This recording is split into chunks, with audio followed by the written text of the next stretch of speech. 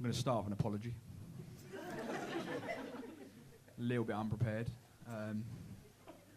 Just found out I've got 7 minutes. Oh, I've got 10 actually. So I've only prepared 7, so there might be a few parts of my acts that you see stretched out. But you probably won't notice it, okay?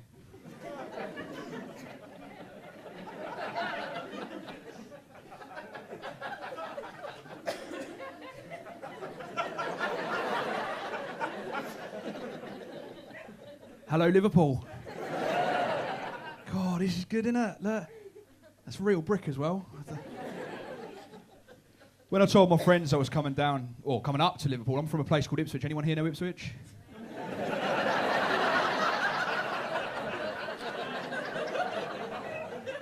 That weren't even a punchline.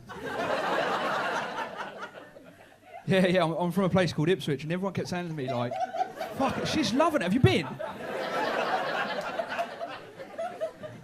Everyone's related in Ipswich, and we like, yeah. The brilliant thing about this is I've got a really long mic lead, and I've just added crowd surfing into my set, so... yeah, no, I told all my friends that I was coming up, and they were like... Finished?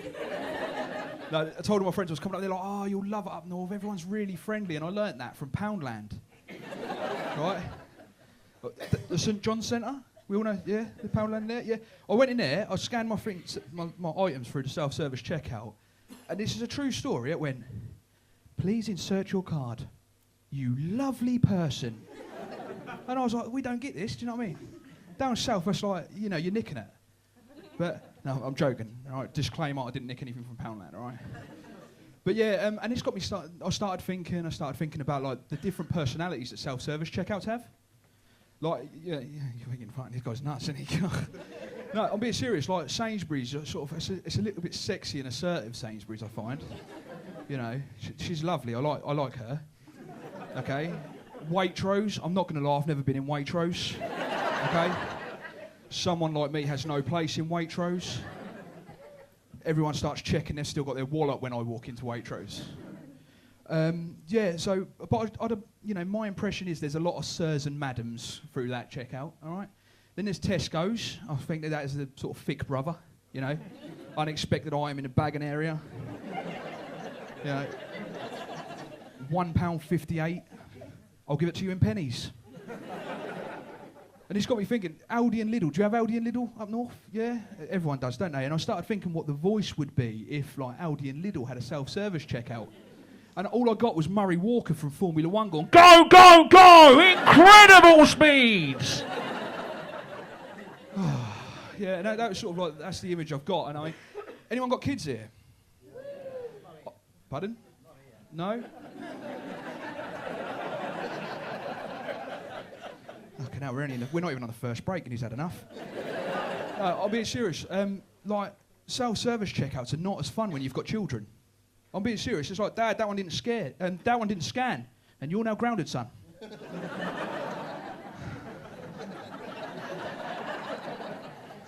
And I started sort of thinking about, like, I drove up from Ipswich today, and there was a sign on the way up, and it said, "The youth of today are the future of tomorrow." Shit. You know what I mean? I've got a stepson, and I've spent like the last 4 years teaching his arse belongs in his trousers.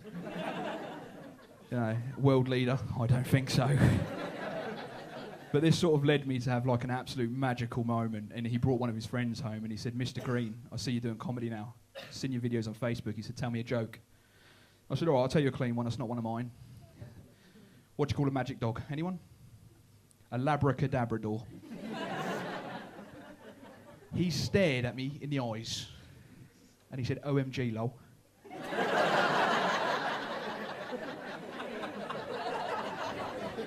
Lazy little bastard. But then I started thinking, I thought, when did kids become so disrespectful? And I thought, it's us as parents. I think we're really bad parents. We're confusing. We celebrate rubbish holidays, poor role models, this sort of thing. And I can see some of you are not with me here, but does anyone remember the saying, were you born in a barn? Yeah. My mum used to say that to me all the time, and I used to think, Mum, you were there when I was born. Granted, you were probably drunk again, but, you were there. So this got me thinking. I thought, you know, I went through holidays and started thinking, Halloween. Who here loves Halloween? No? Yeah? Well, it's not a game show. Yeah, it's not a show of hands or anything. Yeah. It's part of the set. So I'm going to translate trick or treat for you. Give me money or sweets, or I'm going to cause extensive criminal damage to your property. It's true. Further forward through the year, Guy Fawkes. All like a bit of Guy Fawkes night? Nothing more confusing to a child, is there, than building a human-shaped figure and chucking it on a fire? All in the name of a terrorist. Brilliant. Started thinking a bit more. Christmas. He's a great bloke, isn't he? Bearded alcoholic in a red tracksuit. Another one. Mum always used to say to me, I'll give you something to cry about. Surely that's going to enhance the problem, Mum. But I started thinking a little bit more and started thinking of a few more bits and pieces. I mean, we've done Christmas. The Tooth Fairy. Yeah, lovely, isn't she? She's teaching our children to sell their body parts for money.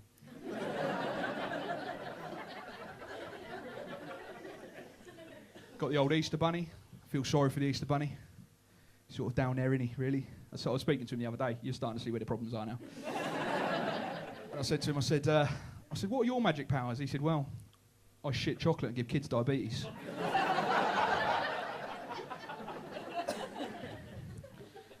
And like, we sort of like over-celebrate rubbish achievements as well. I mean, first word of a child, anyone? Dada? Yeah, Dada? You are still there, aren't you? Yeah. I'm going to give you a little tip here. Dada's not a fucking word. It's a string of sounds. But then I started thinking when I was disrespectful. I am a little bit disrespectful. I have been growing up and stuff. And I figured it out. It's probably around the age that Mum's slap didn't hurt anymore. You know, like she'd slap the back of your legs and you'd laugh. And she'd run off to the kitchen and do some speed cleaning. And you'd be in the other room giving her the bird where she can't see her. Telling her to fuck off under your breath. Fuck off, Mum. We all did it, didn't we? Let's be honest. But mums have them words that like they'd stop any child in their tracks. I'm being serious, like they're scary words to a child, you know. They ring through mountains, these words. You wait till your dad gets home. Mum, I think there's been a misunderstanding. Mum, I'm sorry. Mum, please don't tell. To be honest, ladies and gentlemen, that's where that story ends for me, because I never did find out who he was, so... Ladies and gentlemen, I've been Louie Green, thank you very much.